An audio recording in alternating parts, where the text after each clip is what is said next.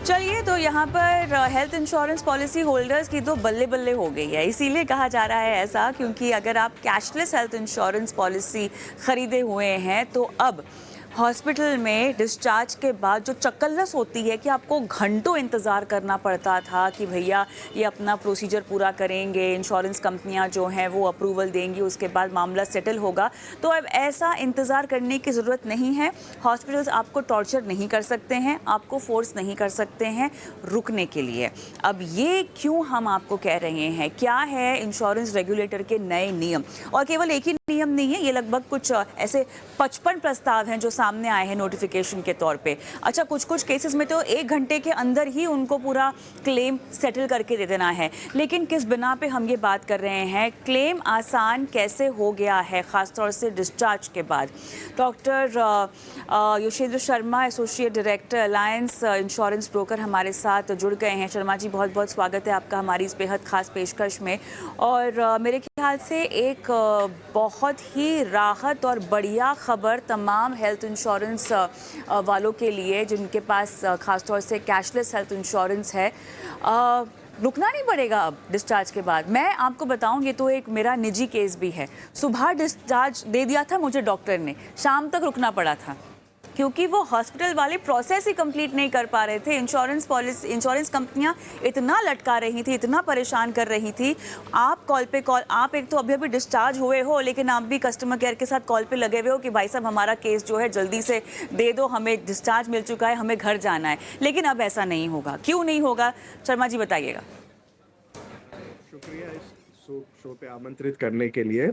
आपने सही कहा कि जो कि क्लेम करने का एक प्रोसेस है। काफ़ी बार तो जो कि ग्राहक होते हैं उन्हें फर्स्ट टाइम एक्सपीरियंस आ रहता है, तो they are not able to, वो उस क्लेम को नहीं कर पाते हैं। इस तरह से क्या होता है कि इंश्योरेंस कंपनी और टीपीए का कोऑर्डिनेशन कहीं पे रहता है। आईआरडीए ने काफ़ी अच्छे रिफॉर्म्स ला रहा है लास्ट 2 साल में। सबसे मेजर रिफॉर्म्स उनके ये हैं कि एक तो 100% कैशलेस कर रहे हैं। दूसरा, उन्होंने 29 मई 2024 कल की डेट में एक सर्कुलर जारी किया है, जहाँ पे उन्होंने इंश्योरेंस कंपनी और टीपीए को गाइडलाइन जारी किए हैं कि दे हैव टू, उन्हें हर एक कैशलेस का इनिशियल अप्रूवल है वो 1 घंटे में देना है, और डिस्चार्ज से पहले उन्हें डिस्चार्ज के समय में 3 घंटे से ज़्यादा किसी भी कैशलेस को समय नहीं लगना चाहिए। तो ये सर्कुलर बहुत ही इम्पोर्टेंट है, अहम है। जैसे आपने कहा कि आपके पर्सनल केस में 6 से 8 घंटे लगते थे। कुछ समय हॉस्पिटल खा जाता था, कुछ समय प्रोसेसिंग में लग जाता था। आईआरडीए ने ये भी इंश्योरेंस कंपनी को इंस्ट्रक्ट किया है कि जी अ अ, जी। आप अपने रिप्रेजेंटेटिव को आप हॉस्पिटल्स में रखिए, ताकि जो पॉलिसी होल्डर है, जो पॉलिसी धारक है, उनको बिल्कुल भी इंतज़ार ना करना पड़े, उन्हें कोई भी असुविधा का तो आपने कहा इनिशियल क्लेम, यशेंद्र आपने एक बहुत अहम बात कही कि इनिशियल क्लेम आपको 1 घंटे के अंदर ही सेटल हो जाना चाहिए। इसका क्या मतलब होता है? और उससे पहले मैं चाहती हूँ कि हम ज़रा ये भी बताएं लोगों को कि इतना समय लगता क्यों था, क्योंकि हम 7-8 घंटे दिनों दिन निकल जाते थे। यहाँ पर इंश्योरेंस कंपनियाँ जो है अप्रूवल देते देते रह जाती थी, और बाद में भी ऐसा भी नहीं है कि आपको पूरे पैसे हाथ में आते थे, या पूरा ही आपका जो है क्लेम कैशलेस अप्रूव हो जाया करता था। कुछ ना कुछ तो आपको देना ही पड़ता है, एंड में हमेशा रहता ही है ये केस में। तो पहले इतना समय लगता क्यों था, और अभी आप कह रहे हैं कि 1 घंटे में उनको इनिशियल अप्रूवल देना पड़ेगा। तो ये किस तरह का बदलाव है, और क्या इतना बड़ा इंफ्रास्ट्रक्चर होगा इन कंपनियों के पास, क्योंकि उनको बाकायदा बोला गया है कि एक डेस्क भी आपको अपना बनाना है जो ये सब चीज़ों को डील भी करेगा, हैंडल भी करेगा। बहुत ही अच्छा क्वेश्चन आपका। एंड इसका अगर हम जवाब देखेंगे तो बहुत इन डेप्थ जाना पड़ेगा हमें हेल्थ इंश्योरेंस के बारे में। अगर आप देखें कि पॉलिसी भी जो हमारी रहती है, पॉलिसी धारकों को उनके बारे में भी काफ़ी कुछ जानकारी नहीं होती है। काफ़ी कॉम्प्लेक्स पॉलिसी होती है। काफ़ी में वेटिंग पीरियड्स होते हैं, काफ़ी में रूम रेंट की कैपिंग्स होती है। तो इस चक्कर में क्या होता था कि जब क्लेम को किसी इंश्योरेंस कंपनी को अप्रूव करना होता था, जो पहला अप्रूवल इनिशियल जिसे हम प्री ऑथराइजेशन कहते हैं, उसे ये सारी चीज़ें देखते हुए, प्री एक्जिस्टिंग डिजीज़ है, नहीं है, उनकी लिमिट्स क्या है, उनका क्या कवरेजेस है, वो सब के ध्यान में रखते हुए काफ़ी समय लग जाता था, जहाँ पे पॉलिसी धारक को काफ़ी दिक्कत का सामना करना पड़ता था। हॉस्पिटल्स काफ़ी बार कैशलेस डिनाई भी कर देते थे, इस चक्कर में मना भी कर देते थे। अब कैसे हुआ है कि आईआरडीए श्री देबाशीष पांडा जी के नेतृत्व में काफ़ी रिफॉर्म्स ला रहा है, जो कि उनका उद्देश्य है कि पॉलिसी धारक के हित में पहला उनका जो कर्तव्य है उसको ध्यान में रखते हुए ज़्यादा से ज़्यादा लोगों तक पॉलिसी पहुँचे। वो एक हेल्थ इंश्योरेंस पॉलिसी को काफ़ी कॉम्प्रिहेंसिव पॉलिसी बना रहे हैं, काफ़ी सुगम पॉलिसी बना रहे हैं, ज़्यादा से ज़्यादा कवरेजेस वो ला रहे हैं।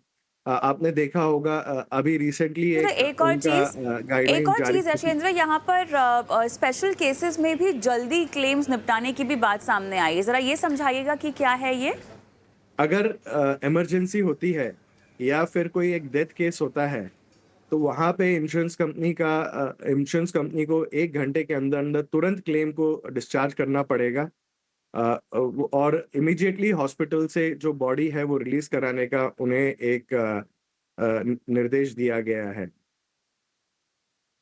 तो ओके, इस अब मुझे प्रोसेस बता में जी जी जी। जी जी बोलिए। सो सो इस प्रोसेस में उन्होंने जो गाइडलाइंस ला रहे हैं, जो पॉलिसी में सुधार कर रहे हैं, यहाँ पे इंश्योरेंस कंपनी और टीपीएस को एक एक एडिशनल लिवरेज मिलेगी, जहाँ पे वो कैशलेस को अ, आसानी से कर पाएँगे, पॉलिसीज़ काफ़ी वाइडन अप हो जाएँगी।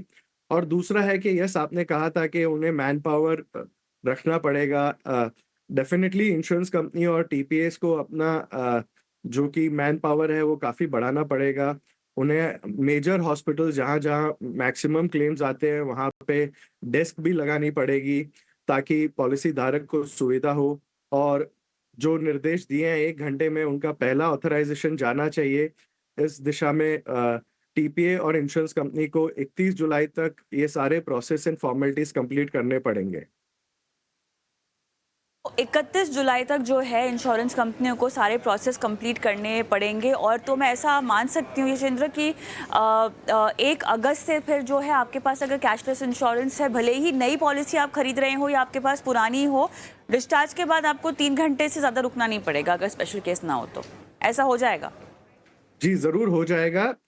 इसमें एक है कि जो हम यूजुअली देखते हैं और जो एक बैक एंड पे रहता है कि जैसे ही डिस्चार्ज होता है, हॉस्पिटल्स अपने काफ़ी कुछ paper work, procedures, final formalities करते हैं। उसमें भी 2 से 3 घंटे का समय निकल जाता है बड़े-बड़े हॉस्पिटलों में, जहाँ पे एक-एक दिन में काफ़ी डिस्चार्जेस होते हैं। तो वहाँ पे थोड़ा-सा जो इंश्योरेंस कंपनी या टीपीए की हेल्प डेस्क होगी, उन्हें प्रोएक्टिवली काम करके उस टाइम को भी कम करना होगा। और साइड बाय साइड जो टीपीए का अप्रूवल, इंश्योरेंस कंपनी का अप्रूवल समय है, उसे भी दोनों को उसे कम करना होगा, ताकि हम जो ओवरऑल पॉलिसी धारक के का जो डिस्चार्ज प्रोसेस जो रहता है वो बहुत सीमलेस कर सकते हैं। तो ये 1 अगस्त से नए पॉलिसी धारक और एग्जिस्टिंग पॉलिसी धारक दोनों को ये सुविधा मिलेगी। और पूर्णतः कैशलेस हो जाना और पूरी तरह से कैशलेस की सर्विसेज को मुहैया कराने की डेडलाइन क्या है जो इंश्योरेंस कंपनियों को जो वो बाध्य हैं टाइमलाइन के?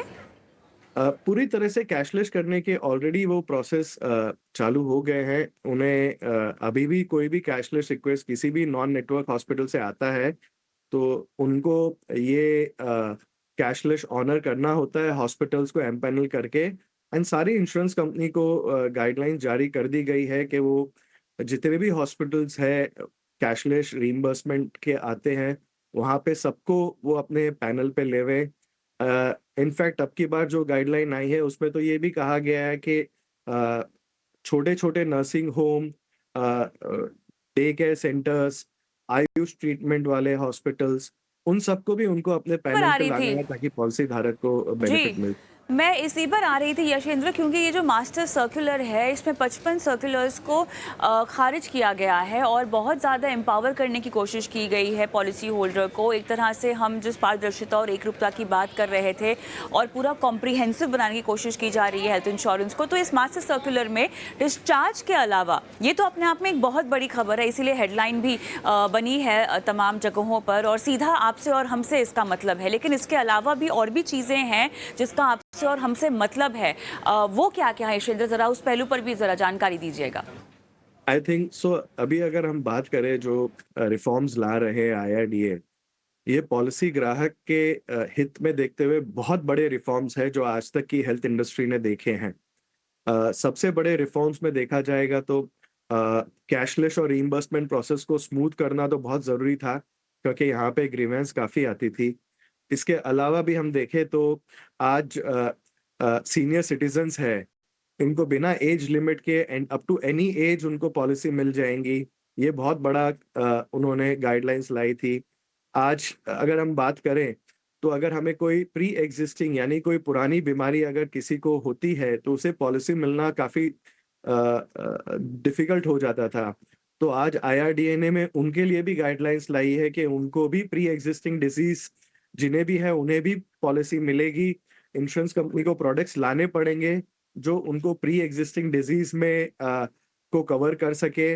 आज HIV related, mental disorder related, transgenders को कवर्स, ये सारी चीज़ें जो आईआरडीए बोल रही है वो ला रही है और इंश्योरेंस कंपनी को ऑलरेडी गाइडलाइंस जारी हो गई है, इनको अपने प्रोडक्ट में शामिल करें। सबसे बड़ा कंप्रेहेंसिवनेस की तरफ जो स्टेप उठाया जा रहा है वो है कि आज बहुत बड़ा हिस्सा आज हमारे क्लेम का जो हम देखते हैं वो आईपीडी के अलावा आउट पेशेंट डिपार्टमेंट ने, यानी अपने डेली के डेली जो कंसल्टेशन, डॉक्टर विजिट के खर्चे, वो आज हमें नहीं मिलते हैं।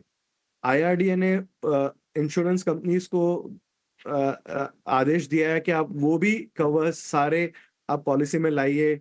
ओपीडी कवर्स होने चाहिए, डे केयर कवर्स होने चाहिए, डोमिसिलरी हॉस्पिटलाइजेशन होना चाहिए, होम केयर ट्रीटमेंट्स कवर होने चाहिए। तो हम देख रहे हैं कि जो आईआरडीए की एक विस्तृत कॉम्प्रिहेंसिव पॉलिसी का एक इरादा था उसकी तरफ वो काफ़ी आगे बढ़ चुके हैं। एंड अगले कुछ साल में हम देखेंगे तो हमारी आज इंडिया की पॉलिसी ग्लोबल पॉलिसीज के मुकाबले में खड़ी होंगी। ऑलराइट, चलिए, मेरे ख्याल से बहुत बढ़िया कदम, और कहीं ना कहीं हम सबको बस यही उम्मीद है कि इसी तरह से और भी फैसले लिए जाएं जो कि पॉलिसी होल्डर के हित में हैं, भले ही वो ग्रीवांसेस को लेकर हो या बीमारियों कवरेज को लेकर हो। और एक और बहुत बड़ा मुद्दा जो कि वरिष्ठ नागरिकों से जुड़ा हुआ है, वहाँ पर कहीं ना कहीं बहुत कुछ होने की दरकार है और मांग भी है। देखते हैं रेगुलेटर उस पर क्या कुछ करता है। बहरहाल बहुत बहुत धन्यवाद आपका, आपने समय निकाला और इतने विस्तार से इस मामले पर आज हमारे साथ बातचीत की। तो फिलहाल हेल्थ इंश्योरेंस के हवाले से ये अहम खबर जो हमने आपको बताना ज़रूरी समझा, और लगभग आप समझ लीजिए कि 1 अगस्त के आसपास ये सब चीज़ें अमल में होती हुई दिखाई भी दे रही हैं। हम रुकेंगे एक ब्रेक के लिए, क्योंकि ब्रेक के बाद इंश्योरेंस तो हो गया, इन्वेस्टमेंट्स पे बात करनी है। बताएंगे आपको कि म्यूचुअल फंड्स की स्कीम्स में रेगुलर स्कीम्स, म्यूचुअल फंड्स में रेगुलर स्कीम्स होती हैं, डायरेक्ट स्कीम्स होती हैं, आपके लिए कौन सी सही है। ब्रेक के बाद।